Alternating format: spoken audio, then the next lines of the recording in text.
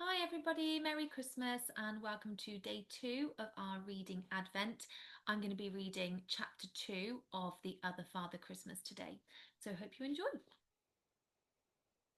I raced to the front room and turned on the TV. If Santa was making an announcement, I needed to see it. Every single channel seemed to have it on.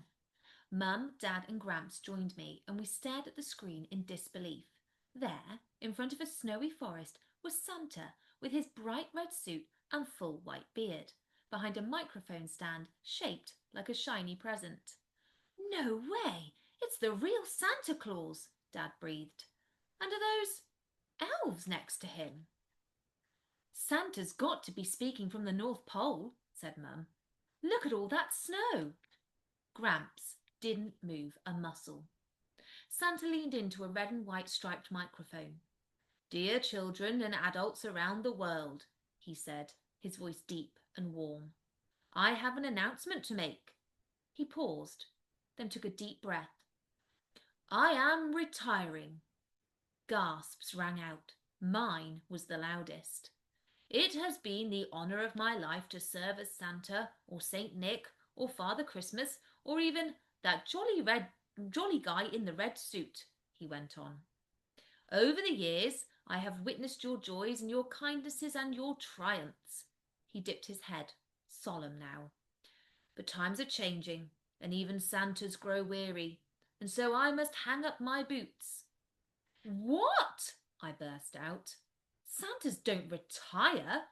No Santa meant no Christmas, right? I bit my lip, hoping this was all some kind of joke. In a second he'd laugh and wink and shout, Got you! Instead, Santa raised a hand as if he could hear us all panicking.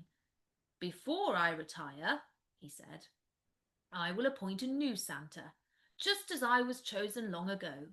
This new Santa will be kind and selfless, with a true understanding of what this season truly means. I glanced at Gramps, who was staring at the TV, his mouth hanging open, and I thought about my wish. I turned back to the screen and Santa smiled, the soft skin around his eyes crinkling with warmth. I gasped. It felt as though Santa was staring right at me and knew what I was thinking.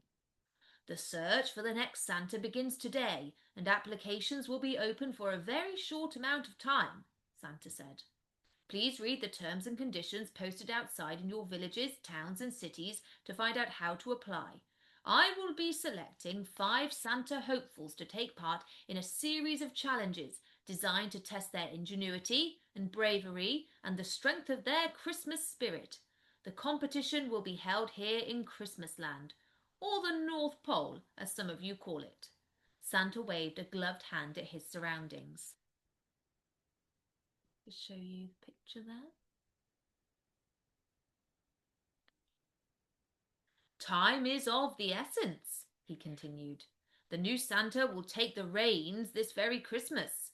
Santa pulled out a scroll. The deadline for applications is 3 p.m. today, wherever you are in the world. Time is stretchy in Christmasland.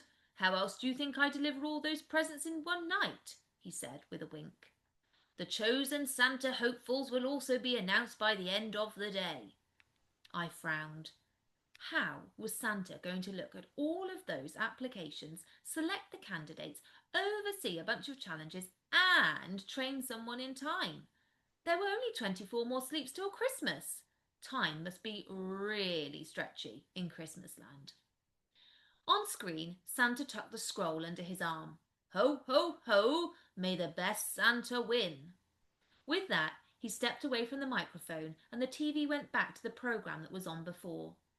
What a wow, Dad said, shaking his head as he muted the TV.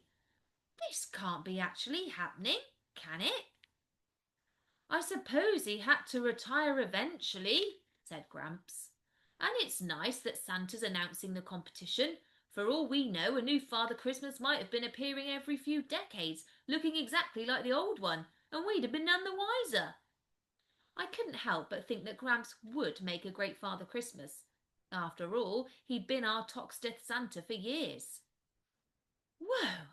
Look, it's wild out there already, Mum said, peering out of the window. I bet everyone's going to apply.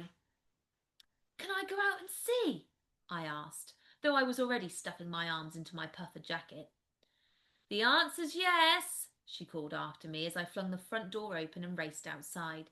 Just in case you were wondering. People were gathered around every lamp post and tree trunk on our street, the snow on the ground turning to grey slush from all the trampling feet. Okay, the poster on this tree says we have to film our applications, one person said nearby. Quick, someone get my phone. Oh, I'm a nervous flyer, said a dad with a baby in a sling. Do you think it'll be different if I'm in a sleigh, though? I stood on tiptoe, trying to see the poster. Excuse me, can I have a look? I asked, but no one took any notice. The crowds were so tightly packed that I couldn't find a gap to squeeze into, and I kept getting jostled out of the way. Giving up, I stood back and noticed that some people were filming themselves already for their applications, posing with Christmas props.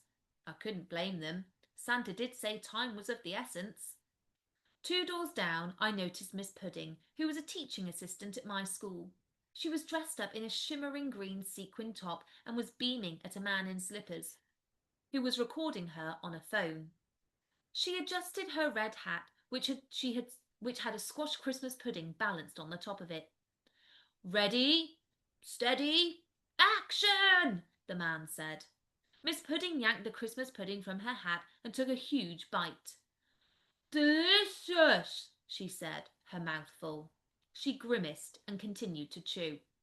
Ho, ho, ho! Pudding by name, pudding by nature, and that's why I'm the perfect She started coughing, spraying raisins everywhere. One pinged off the man's glasses.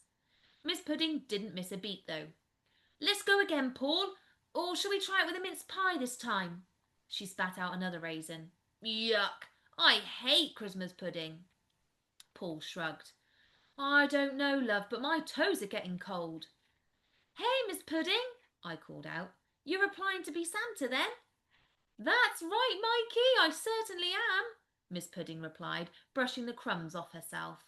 She peered at me and said, Actually, could you stand right there and look at me like you're really pleased to see me? I stood awkwardly, and Paul started filming again. Ho, ho, ho, said Miss Pudding, smiling at the camera and then over at me.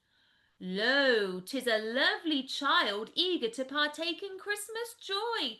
Merry Christmas, young man. Here, have a Christmas pudding on me. She threw the rest of her pudding at me, but it came too fast and hit me smack on the forehead. Ow! I cried. You can cut that last bit out, Paul, said Miss Pudding quickly. And, sorry, Mikey. I rubbed my forehead and looked around, hoping the crowds around the lamppost would have thinned out by now. Ugh! Yelled our next-door neighbour Freddie. I looked up. At least I think it was Freddie. All I could see were his legs sticking out of his chimney. Yes, Fred, his wife was saying, who was also on the roof recording him. Santa's gonna love this. Sing When Santa Got Stuck Up the Chimney one more time and we'll be good to go. Don't just stand there, Marjorie, came a muffled voice from inside the chimney. Help! As I peered upwards at Marjorie and Freddie, something glittery caught my eye. A shimmering flicker in the air to my left. It was a poster. The sheet floated to the pavement, flipping and spinning as if it had a mind of its own. I ran after it as it danced through the air before it smacked itself onto a lamppost. I gasped when I reached it. An actual magical poster straight from Christmasland. It was a bit crumpled and damped, but it glowed and sparkled softly. Then I read it, and a warm, buzzy, tingling feeling shot right through me.